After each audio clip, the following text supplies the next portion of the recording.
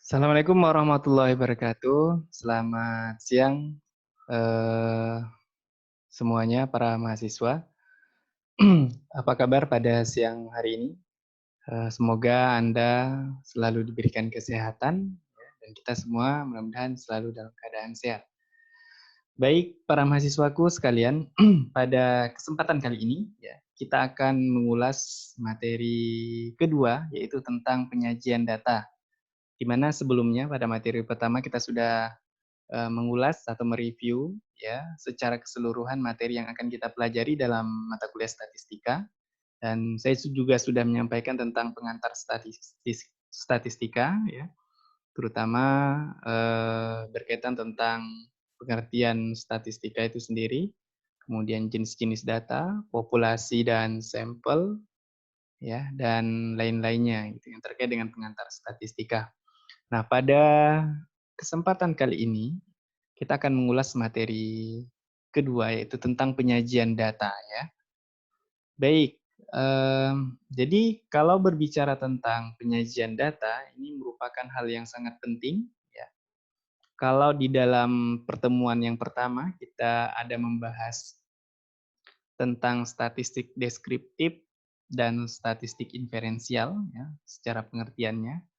Nah, tentu penyajian data ini ini juga ada di dalam bagian daripada statistik deskriptif, ya.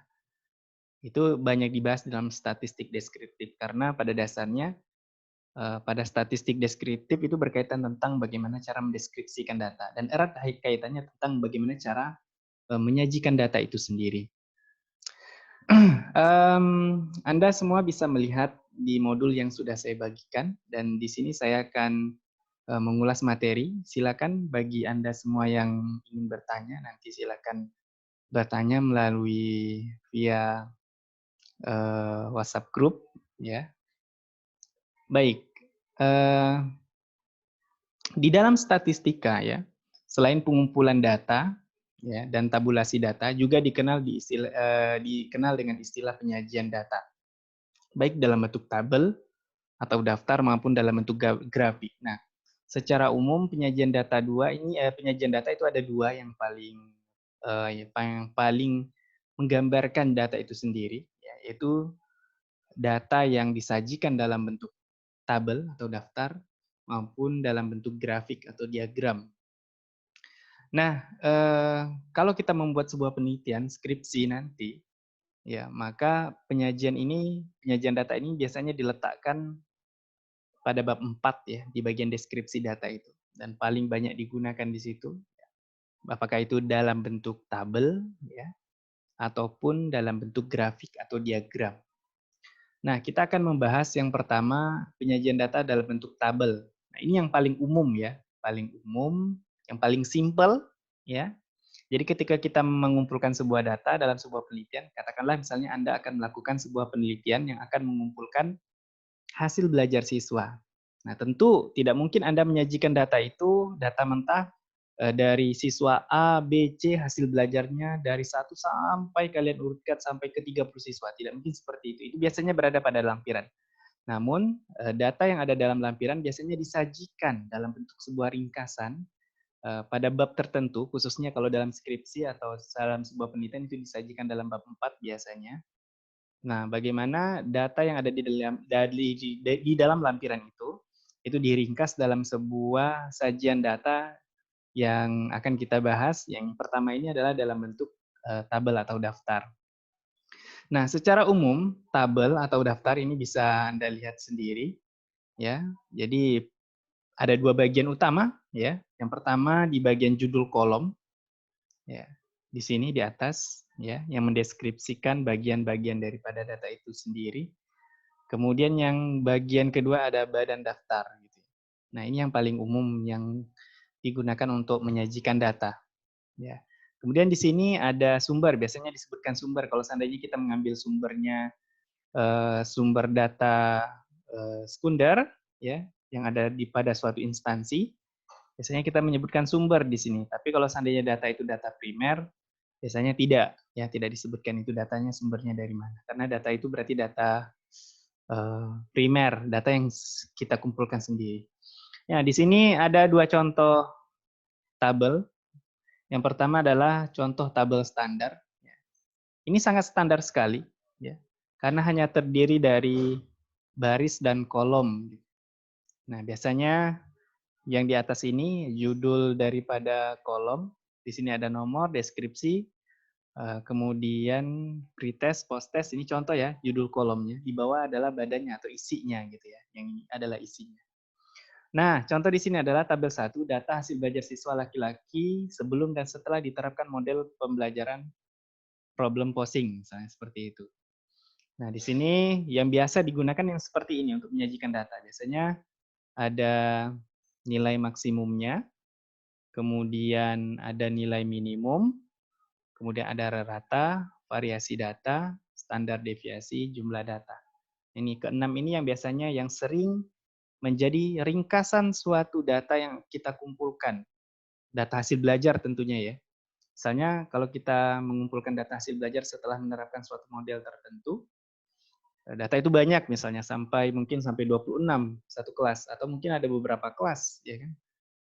Maka yang diringkas itu apanya gitu ya. Yang diringkas itu adalah variabel-variabel atau mungkin hal-hal yang dianggap penting yang menjadi sebuah ringkasan, yang menjadi sebuah perbandingan, ya kan, dari perlakuan. Nah, contoh di sini perbandingannya adalah sebelum dan setelah diterapkan. Maka hal yang paling penting adalah ya, biasanya yang keenam ini yang muncul. Biasanya yang sering kita deskripsikan di dalam bab 4 di bagian deskripsi data, yaitu nilai maksimum, nilai minimum, nilai rata-rata, kemudian variasi data, standar deviasi, ya, kemudian jumlah data. Nah, di sini ada perbandingan ada pretest dan posttest. Ini yang sangat standar. Kemudian contoh yang kedua adalah tabel kontingensi. Nah, ini yang sedikit sedikit variasi ya. Misalnya contoh tabel 2 adalah data hasil belajar siswa sebelum dan setelah diterapkan model pembelajaran problem posing berdasarkan gender. Jadi di sini selain ada kolom ya, dari masing-masing kolom ini dibagi lagi menjadi dua kolom. Ya, misalnya di sini data gender, ya kan? Di sini terlihat sekali beberapa jenjang. Ya. Pertama jenjang pertama ini menggambarkan data laki-laki, data hasil tes laki-laki dibagi lagi menjadi dua yaitu pretest dan posttest.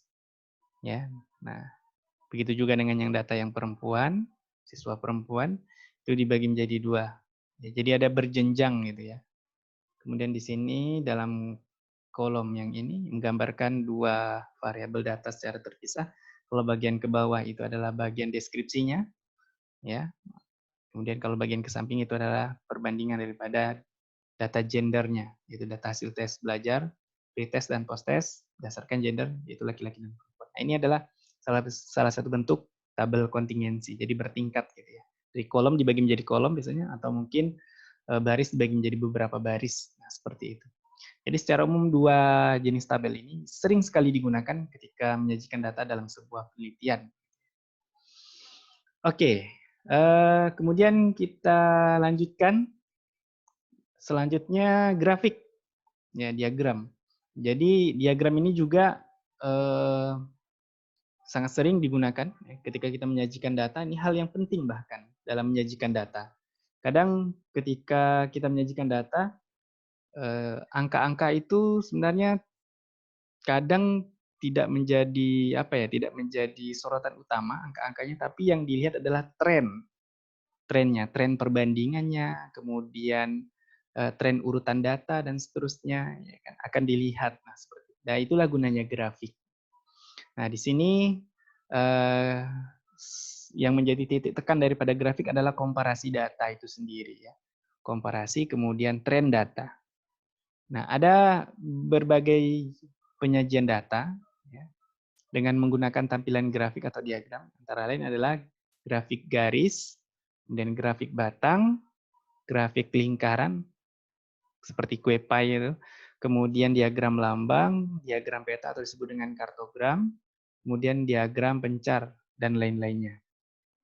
Nah, sebenarnya kalau diagram, cara membuat diagram itu yang paling simple dan paling cepat kita lakukan, kita menggunakan bantuan program Microsoft Excel. Di situ sudah sangat lengkap juga gitu ya. Sangat lengkap dan sudah sangat standar sekali ketika kita ingin membuat berbagai macam bentuk diagram, tersedia semua. Seperti ini yang bisa saya bukakan. Nah, di sini kalau kita lihat, nah, di sini ada berbagai macam jenis diagram yang ada ya. Yang tadi yang juga saya sebutkan di sini ada diagram lingkaran, kemudian ada diagram batang, bahkan tidak hanya 2 dimensi, ada yang bentuknya 3 dimensi, ya tergantung keperluan. Kemudian di sini ada diagram garis, ya.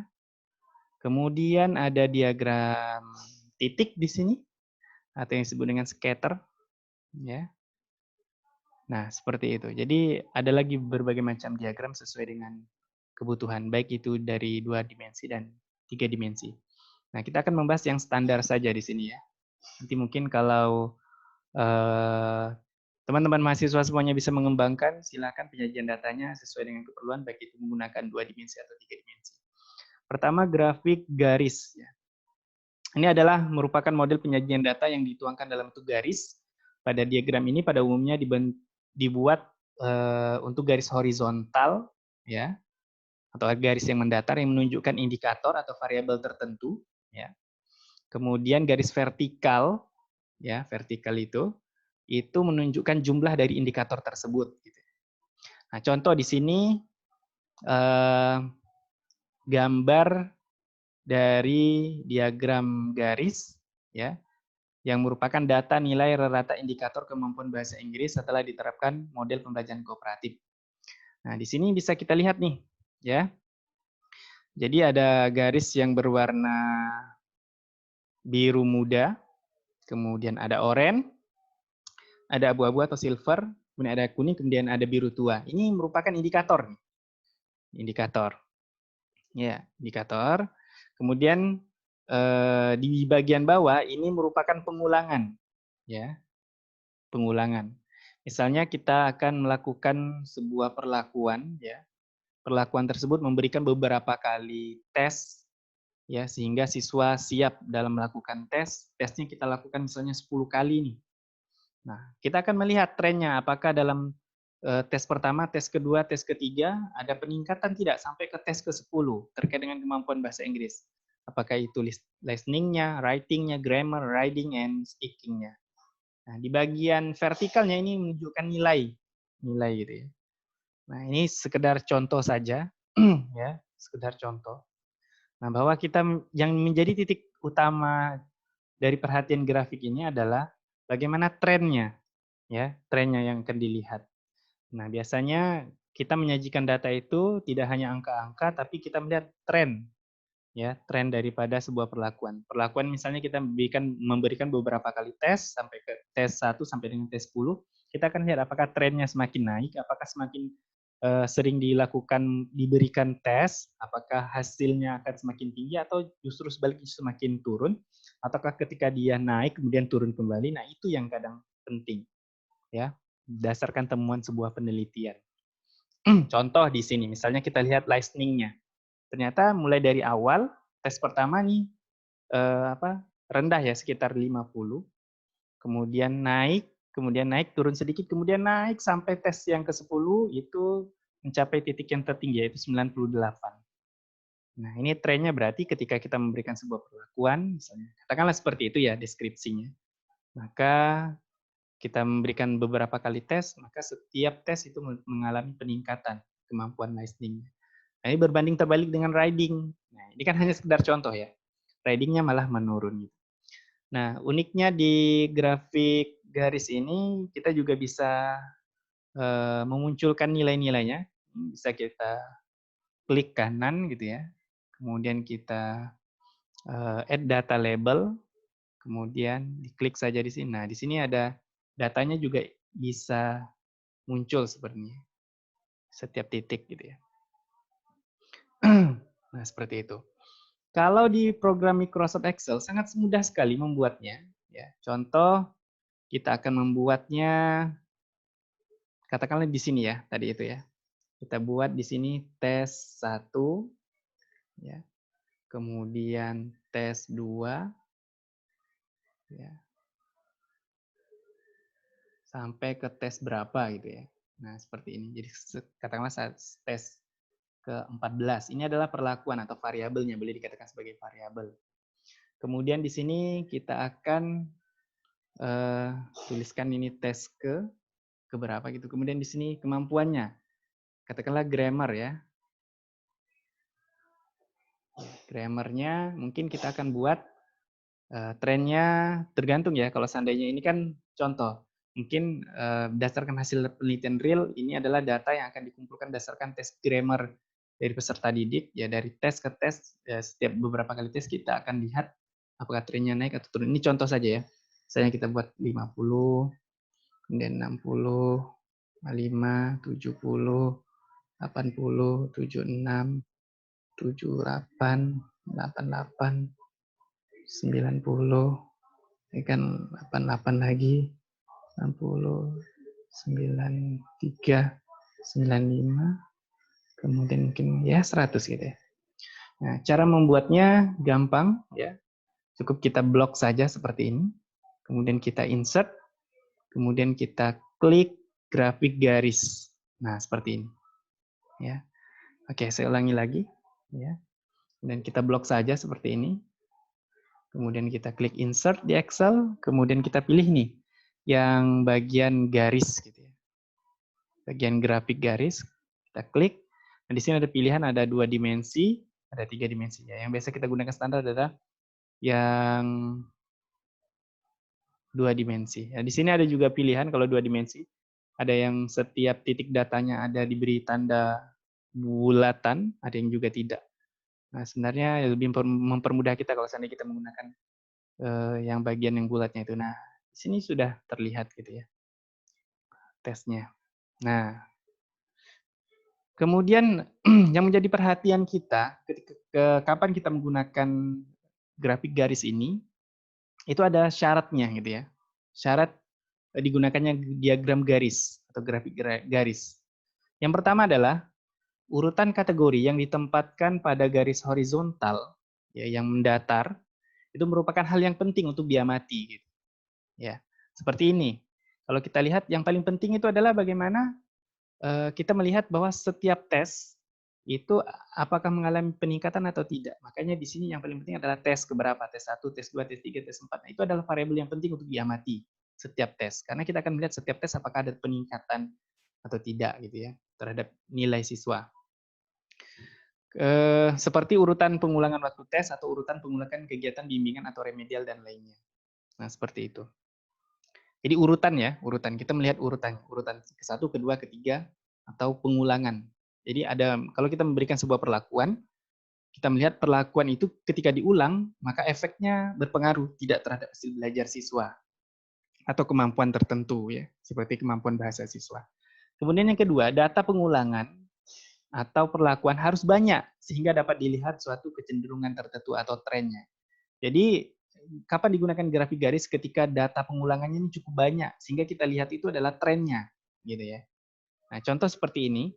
Jadi datanya cukup banyak nih, jadi tes 1, tes kedua, tes ketiga sampai ke tes 14. Nah, baru kita lihat trennya gitu ya. Nah, kalau hanya tes 1 dan tes 2 hanya 2 tes saja, kita menggunakan grafik garis kayaknya apa ya? Aneh aja gitu ya. Dalam artian tidak tepat. Kenapa? Karena hanya melihat apakah tes 1 dan tes kedua itu naik atau turun gitu ya. Ya, tidak ada tren apa istilahnya?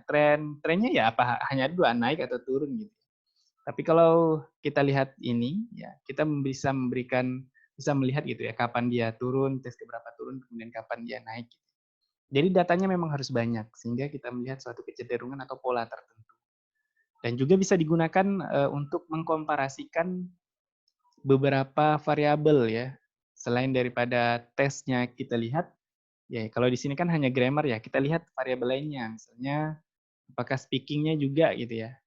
Jadi kalau kita lihat beberapa kali tes, selain melihat peningkatan daripada grammar-nya, katakanlah dari kemampuan speaking-nya gitu ya.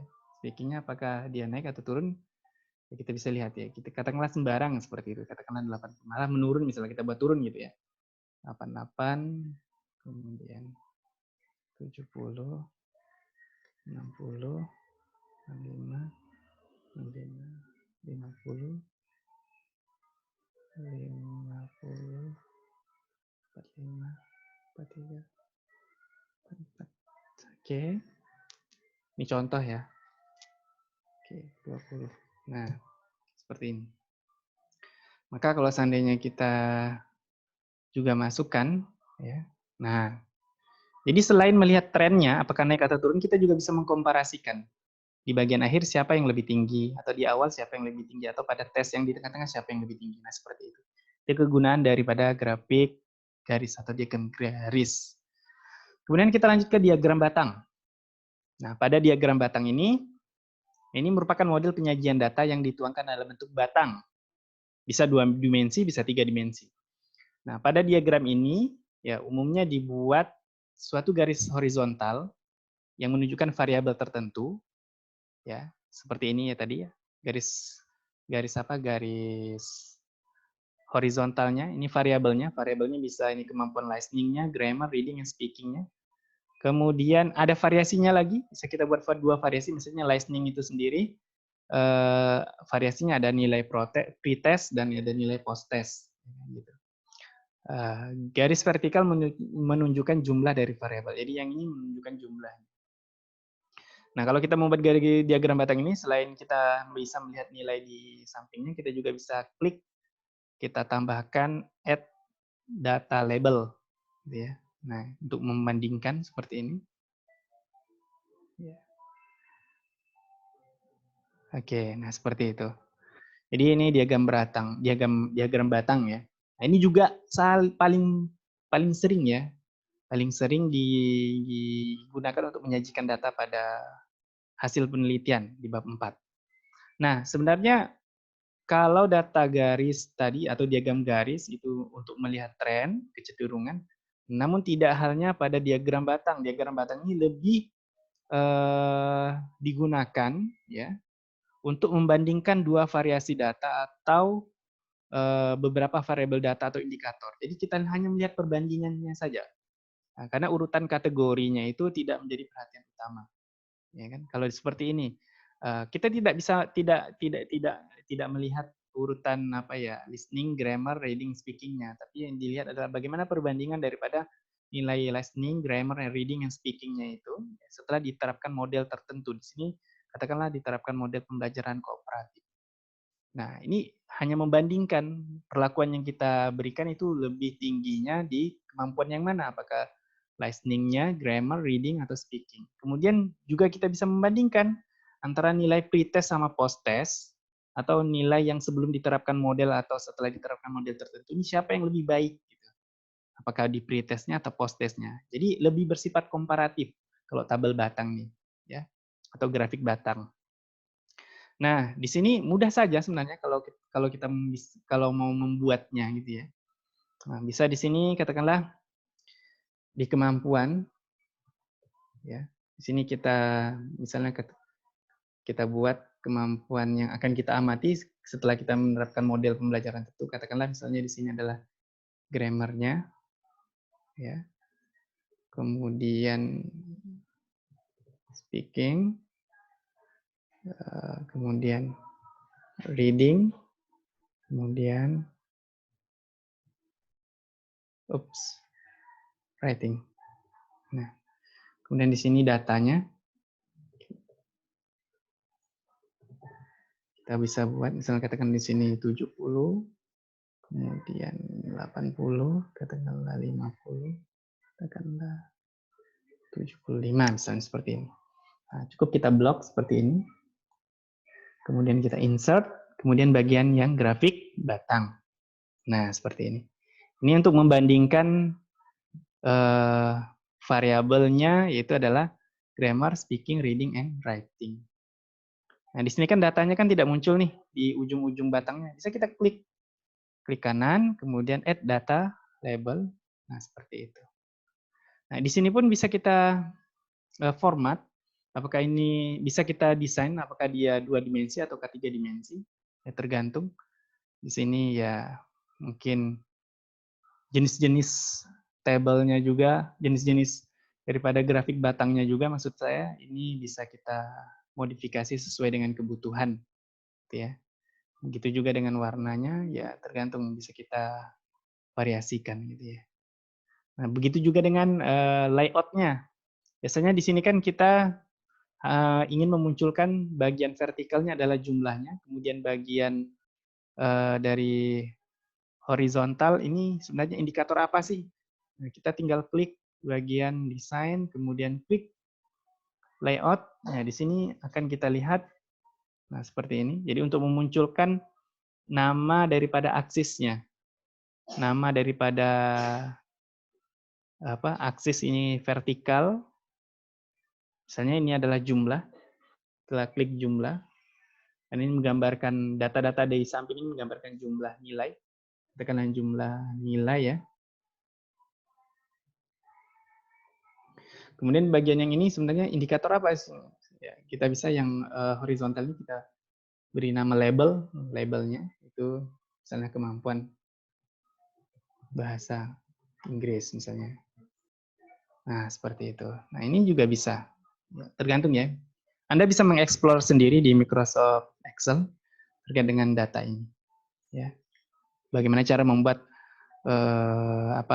grafik batang atau diagram batang dengan ya mungkin mudah dilihat dan gampang dilihat dan lebih lebih informatif gitu ya, lebih mudah dilihat dan dikomparasikan. Kemudian selanjutnya kita lanjut ke grafik lingkaran. Nah, ini juga sering digunakan ya. Namun sebenarnya ada hal yang unik di grafik lingkaran ini. Kalau tadi ini menggambarkan data gitu ya, seberapa besar datanya, itu menggambarkan level high and low daripada batangnya gitu ya, kalau grafik batang.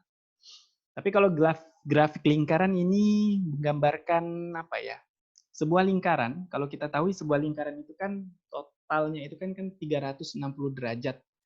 Nah, di sini grafik lingkaran ini menyajikan masing-masing potongan daripada lingkaran itu menggambarkan banyaknya data variabel gitu. Ya. Jadi contoh misalnya atau penjelasan di sini grafik lingkaran adalah merupakan model penyajian data yang dituangkan dalam bentuk lingkaran atau kue pie gitu ya, yang menggambarkan proporsi. Jadi luas potongan lingkaran atau presentase itu proporsinya bisa berupa luas juring lingkaran atau presentasenya gitu. Kemudian dari setiap variabel. Secara umum, pada pembuatan grafik ini data keseluruhan dibentuk secara proporsional dalam sebuah lingkaran dengan luas juring berdasarkan sudut setiap variabel berdasarkan persamaan di luas sudut juring variabel itu sama dengan jumlah data setiap variabel dibagi dengan jumlah data total dikali 360 derajat. Kenapa kok 360 derajat? Karena total seluruh derajat daripada lingkaran, sudut lingkaran 360 derajat. Kalau dibagi menjadi beberapa variabel, ya tergantung berapa perbandingan data setiap variabel terhadap data keseluruhan kemudian dikalikan dengan 360 derajat itu. Nah, contoh seperti ini. Ya. Jadi di sini ada persentase ya, ada 1 2 3 4. Ini menggambarkan persentase. Kemampuan bahasa Inggris siswa. Misalnya ternyata setelah diterapkan model tertentu, ternyata kemampuan apa yang besar di sini? 70. 70 ini kemampuan speaking-nya yang lebih bagus gitu ya. Nah, katakanlah model pembelajaran langsung atau direct instruction atau model pembelajaran contoh gitu ya. Atau yang dapat meningkatkan speaking. Tapi yang paling kecil di sini persentasenya apa? Yang 40,18%, yaitu bagian yang reading-nya. Nah, biasanya reading dengan speaking ini kadang kebalikan gitu ya, kalau menerapkan suatu model tertentu yang cenderungnya pada kemampuan apa gitu ya. Kalau seandainya direct instruction, mungkin kalau dilatihnya kemampuan speaking-nya tentu ya kalau hanya tidak memperhatikan kemampuan reading-nya, ya mungkin reading-nya lebih rendah. Tapi kalau kita ngajarnya mungkin secara komprehensif, ya kan mencakup seluruh kemampuan, maka semuanya bisa saja tinggi. Gitu ya. Nah, sebenarnya kita melihat di sini persentasenya. Nah, sekarang kok bisa persentasenya itu proporsional gitu, sesuai dengan sudutnya. Kalau kita lihat di sini, kalau kita bagi 4, itu kan masing-masing 90 derajat ya, grafik lingkaran itu. Nah, kalau di sini kan mungkin kalau 60% ini kan mungkin lebih daripada eh, apa lebih dari 90 derajat ya, kalau kita lihat gitu. Nah, kalau kita lihat, di sini menggambarkan ada dua yang digambarkan. Pertama jumlah, ya, yaitu misalnya di sini katakanlah kemampuan daripada yang kuning ini adalah speaking-nya ada 70, persentasenya adalah 32. Ini bukan maksudnya 70,32% ya, tapi di sini 70 itu jumlah, koma, di sini ada persentase gitu ya, persentasenya 32%. Kalau yang reading-nya 18%, kemudian kalau yang grammar-nya 23%, kemudian yang listening-nya 27%. Maka secara total keseluruhan itu adalah harus 100%. Gitu ya. Nah, dasar untuk membuat luasan ini, kuning, mungkin luasannya itu adalah yang tadi nih, persamaan di atas itu, adalah jumlah data variabel, bagi jumlah data total, kemudian dikalikan 360 derajat. Ya, kemudian di sini yang kedua syaratnya adalah digunakan untuk menunjukkan beberapa irisan yang menggambarkan beberapa variabel. Jadi kalau di sini ini pun bisa kita modifikasi gitu ya. Jadi kalau kita modifikasi kita klik kanan di sini ada format data label. Di sini kita bisa memunculkan apa yang akan kita inginkan gitu. Apakah dalam bentuk hanya bentuk persentase seperti ini ya. Nah, jadi kalau seandainya hanya bentuk persentase penguasaannya di sini ya hanya muncul persentase nilainya ya. Jadi persentase daripada kemampuan bahasa Inggrisnya. Tapi kalau yang ingin kita lihat itu misalnya apa nilainya, maka nah hanya ini ya, muncul nilainya gitu ya. Di sini kemampuan speaking-nya 70, kemudian listening-nya 60, kemudian grammar-nya 50, kemudian reading-nya 40 gitu. Nah, secara keseluruhan totalnya kita jumlahkan aja 100, 210 gitu. 210 secara total. Atau mungkin kita bisa munculkan kedua-duanya. Jadi baik itu persentase maupun nilainya. Cuman di sini dia dipisahkan dengan koma ya. Koma bukan tanda kurung gitu. Tapi kalau kita sorot seperti ini dia dipisahkan ya itu kelihatan ya di layar. Jadi value-nya 50 dalam kurung 23%. Tapi kalau di tampilannya di sini koma. Saya menyarankan lebih baik pilih salah satu saja dalam bentuk persentase atau dalam bentuk jumlahnya gitu. Nah, tapi sesuai dengan tujuannya ya. Kalau diagram lingkaran ini ya dalam bentuk apa persentase maka yang kita munculkan persentasenya gitu ya. Ya, persentasenya. Ya, seperti ini. Atau mungkin kita bisa munculkan series name-nya juga. Sorry. Nah, secara keseluruhan ya, seperti ini.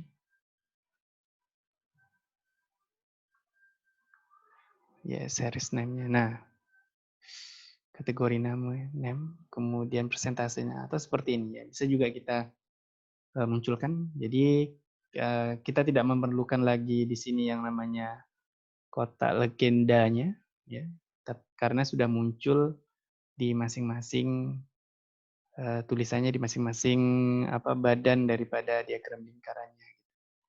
Nah, contohnya kalau di Excel seperti ini. Jadi rumusnya gitu ya. Rumusnya kalau kita lihat persentasenya berapa derajat gitu ya. Kalau kita ingin melihat derajatnya ya. Derajat bagian daripada juring lingkarannya. Tinggal kita bagi aja misalnya yang grammar ini 70 ya. Jadi kita bagi saja sama dengan 70 dibagi dengan jumlah daripada totalnya. Totalnya ada 275. Kita bagi. Kemudian kita kalikan dengan 360 derajat sesuai dengan rumus tadi ya. Kita kalikan dengan 360 derajat. Berapa derajat bagiannya? Adalah 91,63. Jadi lebih daripada siku-siku gitu. Jadi kalau kita lihat seperti ini ya, kita insert kemudian nah seperti ini. Jadi kalau kita lihat memang bagian grammar ini ya sebentar saya munculkan dulu formatnya desain kemudian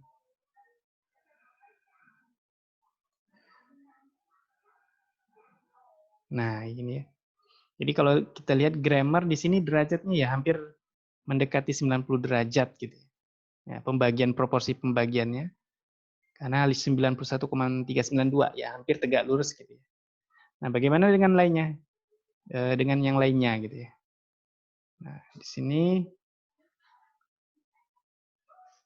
kalau kita lihat, oke, kita lihat bagaimana derajat yang lainnya. Ya, kalau kita lihat derajat yang lainnya ya speaking misalnya. Speaking ini kan berapa derajat di tengahnya ini? Ini 104 derajat, kemudian kalau yang readingnya ini 65 derajat, kalau yang writingnya di sini 98 derajat. Totalnya itu adalah 360 derajat. Ya, ini totalnya 360 derajat. Itu kalau derajatnya yang menggambarkan berapa luas juri setiap jurinya ini. Tapi kalau persentasenya ya kita persentasekan saja atau secara otomatis bisa kita klik di sini. Misalnya kita ingin datanya dalam bentuk apa? Dalam bentuk persentase ya. Kalau seandainya kita ingin dalam bentuk persentase seperti tadi, maka tinggal kita centang saja persentasenya ya. Semuanya muncul di sini. Gitu ya. Nah, seperti itu. Ya, ini kalau tergantung kebutuhannya kita akan menampilkan apa? Persentase atau jumlah gitu. Kemudian selanjutnya yang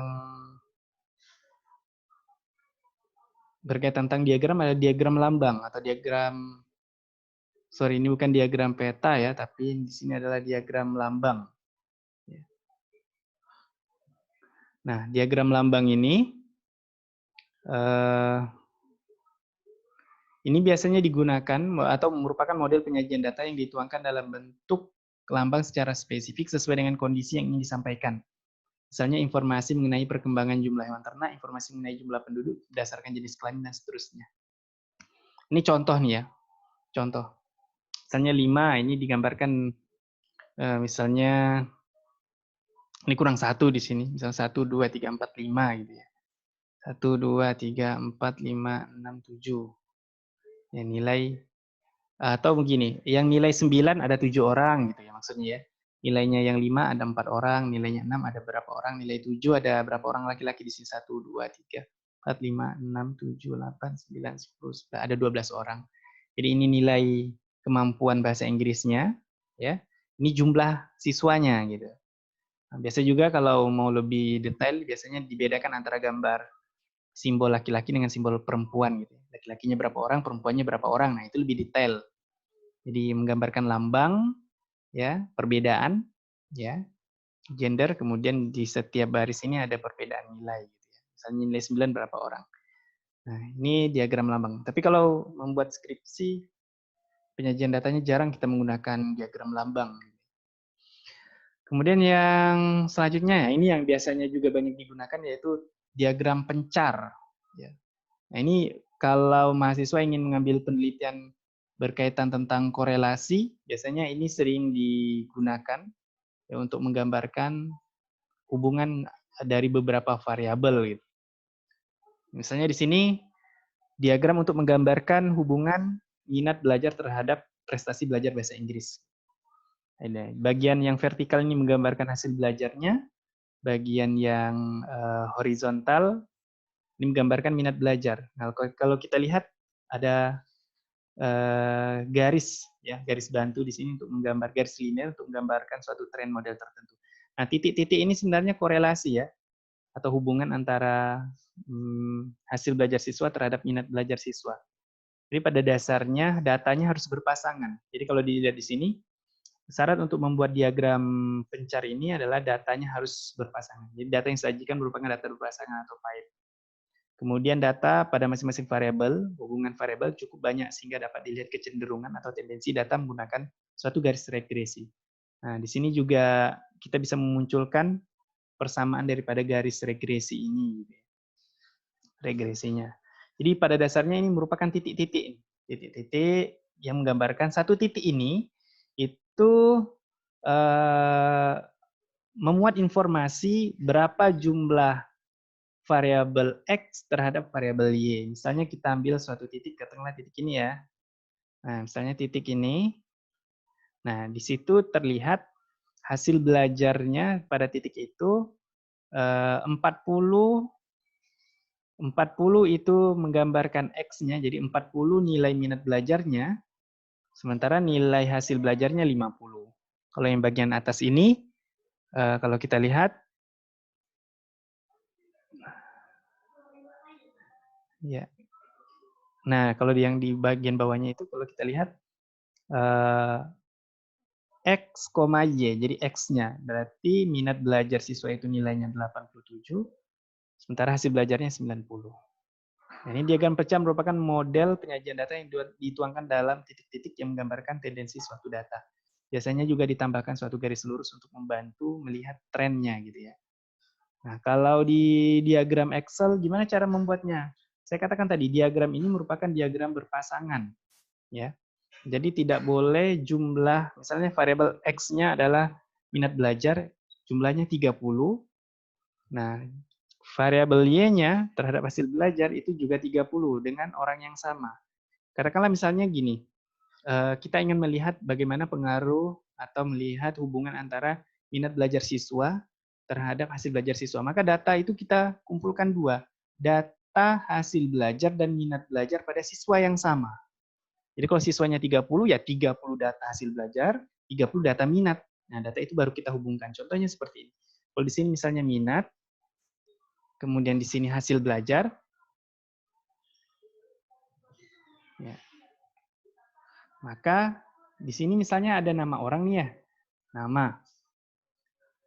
Nama, kemudian misalnya nama si A, kemudian si B, si C, si D, si E, kemudian terus sampai ke bawah misalnya seperti itu. Ya, ini pengulangan saja, ini contoh saja ya.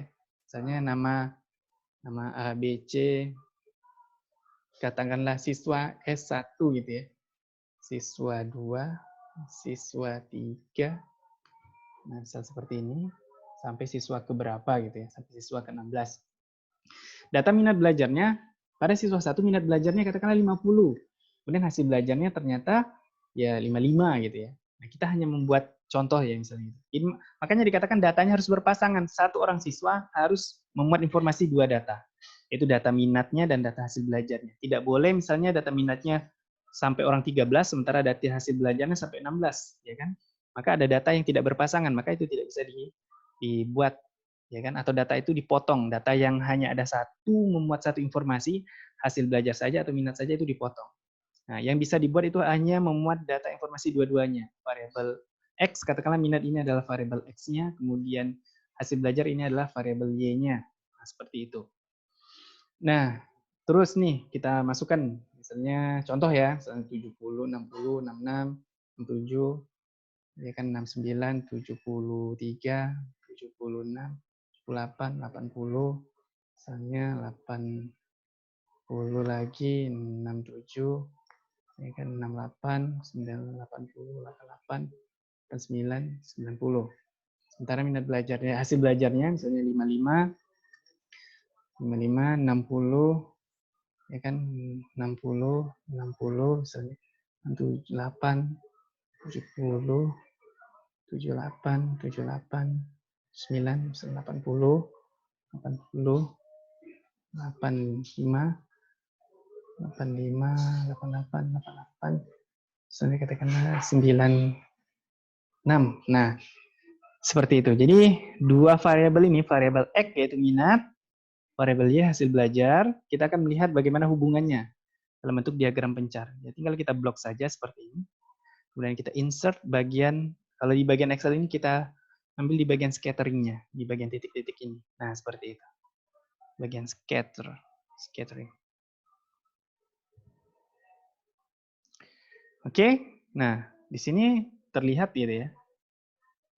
Ya, titik-titik ya kan. Titik-titik ini menggambarkan hubungan antara variabel X terhadap variabel Y. Nah, kalau kita bisa lihat, kita bisa tampilkan informasi apa itu di aksis bagian X, apa itu di yang di bagian X dan bagian Y-nya seperti ini. Ya, ini bisa kita beri nama. Ya. Ini bagian X tadi, di bagian Y tadi ini adalah hasil belajar ya, hasil belajar. Kemudian di bagian X-nya ini adalah minat ya kan, minat belajar. Nah, seperti itu. Nah, kalau kita lihat ya, kita lihat di sini ya, kita menggambarkan titik-titiknya. Sebenarnya kita bisa modifikasi gitu ya. Kalau di sini kan titik-titiknya agak jauh ya. Karena aksesnya dari 0 sampai dengan 40 ini tidak ada datanya. Kalau kita lihat di bawah, 40 ini bisa kita modifikasi. Kita klik format aksis di sini. Kita mulai dari misalnya startnya kita mulai dari 40 ya. Mulai dari boundnya di bagian aksis, di bagian data minimumnya, di bagian X-nya itu kita buat mulai dari 40 karena dari 0 sampai 40 tidak ada datanya kan seperti itu. Nah, dia mendekat datanya mulai terlihat tersebar. Itu juga dengan yang ini, di data yang Y-nya ini kan dari 0 sampai dengan 10 tidak ada datanya nih, kita potong saja. Jadi kita mulai dari datanya mulai dari 40 gitu ya. Kita klik di sini. Sama di sini mulai dari datanya mulai dari 40. Nah, sangat terlihat sekali, sangat terlihat. Ya. Nah, di sini datanya ya terlihat tersebar gitu ya, terpencar gitu. Nah, maka kita bisa menarik suatu garis lurus yang menggambarkan datanya, bahkan hubungan regresinya juga bisa kita cari di sini. Tinggal kita klik, kemudian kita add trend line. Ya. Nah, seperti ini. Kita pilihnya yang linear, trend line-nya. Jadi kecenderungannya naik ya. Nah, ini menggambarkan bahwa ketika minat belajarnya naik, maka tinggi gitu ya, maka hasil belajarnya juga tinggi. Seberapa besar, seberapa tinggi? Nah, ini akan kita bahas pada pertemuan nanti ya, pada statistik inferensial terkait dengan uji korelasi atau uji regresi. Di sini kita bisa kita sisipkan juga persamaannya. Di sini bagian samping ini. Ya, display equation on chart. Nah, seperti itu. Nah, jadi ini adalah bentuk persamaan daripada hubungannya ya. Ini bisa kita perbesar supaya bisa terlihat ya.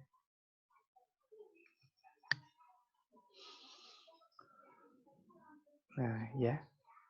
Nah, ini adalah bentuk persamaannya, persamaan regresi antara hubungan antara minat belajar terhadap hasil belajar. Ya. Ini akan saya jelaskan nanti di uji korelasi ya, uji regresi. Nah, sekarang kita hanya membahas tentang diagramnya saja. Bahwa diagram ini menggambarkan hubungan dari titik-titik dari variabel X terhadap variabel Y. Gitu. Kemudian selanjutnya yang terakhir adalah diagram peta atau katogram. Ini diagram peta atau katogram ini merupakan diagram yang menyajikan suatu sebaran data dalam bentuk peta yang menggambarkan data pada masing-masing wilayah. Kalau dulu SMA mungkin kalian pernah melihat data persebaran flora dan fauna, ada gambar peta Indonesia, kemudian di masing-masing daerahnya ada gambar-gambar apa istilah binatangnya ya kan, bahwa cendrawasih tersebarnya di mana. Nah, itu salah satu bentuk peta kartogram sebaran flora dan fauna di Indonesia. Nah, bahkan yang paling tren sekarang yang dibuat ya, yang lagi viral itu adalah persebaran dari virus COVID-19 atau COVID-19 adalah dibuat dalam bentuk diagram kartogram ya. Nah, seperti ini gitu ya. Nah, ini disebut dengan kartogram, yaitu data-data disajikan dalam bentuk peta. Nah, kalau kita lihat sambil kita ini ya mencari informasi terkait dengan persebaran COVID-19 ya, yang merupakan wabah secara dunia ya, yang kita alami sendiri pada saat ini. Kalau kita lihat hitam di sini adalah China, itu mungkin data infeksinya itu sudah mencapai 50.000 ya. Mungkin di dalam satuan juta, saya juga belum melihat secara detail di sini. Tapi yang paling banyak itu adalah China, yang hitam gitu ya. Kemudian yang putih ini clear, ini tidak ada infeksi ya. Kemudian Australia, kemudian ya di sini juga ada Iran ya, yang nomor 2 yang paling banyak. Kemudian daerah Prancis, kemudian Italia, kemudian Inggris gitu ya. Ini di seluruh dunia ya. Hingga pada tanggal 8 Maret pukul 18:42 itu infeksi COVID di dunia itu adalah 108 juta mungkin ya. 108,699 juta. Nah, bagaimana dengan Indonesia? Nah, di ini kartogram juga ditampilkan di sini. Persebaran COVID-19 di Indonesia, ya, itu hingga 18 Maret tahun 2020, kasus terkonfirmasi COVID-19 mencapai 227 orang. Nah, bagaimana persebarannya? Nah, persebarannya dibuat juga dalam bentuk kartogram, peta kartogram di sini. Nah, di situ di daerah Kalimantan Barat itu ada 2, ya. Jadi peta-peta ini terlihat sekali tersebarnya, baik itu di wilayah barat, timur, kemudian bagian selatan, ya, di sini seperti di apa, yang paling banyak di sini kan hampir Pulau Jawa di sini terlihat yang paling banyak. Di Pulau Kalimantan ini, Kalimantan Selatan ini clear ya, sepertinya tidak ada di sini. Ya, yang ada di Kalimantan Timur atau Kalimantan Utara ini, Kalimantan Barat, kemudian Pulau Jawa hampir seluruh secara keseluruhan, kemudian juga Sumatera bagian selatan di sini. Nah, ini salah satu bentuk penyajian data dalam bentuk kartogram atau peta gitu ya. Baik, para mahasiswa sekalian, demikian ya materi kita pada kali ini berkaitan tentang penyajian data, gitu ya. Penyajian data. Mudah-mudahan semuanya bisa dipahami dengan baik. Kembali saya mengingatkan jika ada pertanyaan terkait dengan materi ini, silakan ditanya di WA grup kita. Ya. Kemudian Anda juga bisa berlatih ya, membuat semacam data ya, data latihan di rumah, membuat data asal-asal gitu ya, hanya untuk mengetahui bagaimana cara menampilkan grafik batang, kemudian atau diagram pencar, diagram garis, diagram lingkaran. Silakan dikotak-atik saja Microsoft Excel-nya ya, buat data sembarangan, kira-kira data yang kalian angan-angankan, misalnya kira-kira data skripsi, nanti saya mau melakukan penelitian tentang apa ya? Oh, tentang misalnya kemampuan writing misalnya, atau grammar, atau kemampuan speaking dengan menerapkan model tertentu, maka saya coba buat datanya seperti ini, coba ditampilkan dalam bentuk insert di Excel ya, Microsoft Excel insert, kemudian di sini banyak sekali jenis-jenis data. Saya harap kalian bisa dapat mengeksplor Microsoft Excel di sini karena sini sudah banyak sekali data-data ya, tampilan-tampilan data maksud saya yang bisa kalian gunakan sesuai dengan kebutuhan. Nanti kalau ada pertanyaan ya silakan hubungi saya. Baik, demikian para mahasiswa sekalian ya, kita akhiri perkuliahan kita pada kali ini ya. Kita akan lanjutkan pada materi selanjutnya, materi 3 terkait dengan daftar distribusi frekuensi. Sekian dari saya. Saya berharap semuanya mudah-mudahan kita dalam keadaan sehat selalu ya, sehingga dapat menjalankan aktivitas kita sebagaimana biasanya. Sekian, wabillahi taufik hidayah. Wassalamualaikum warahmatullahi wabarakatuh.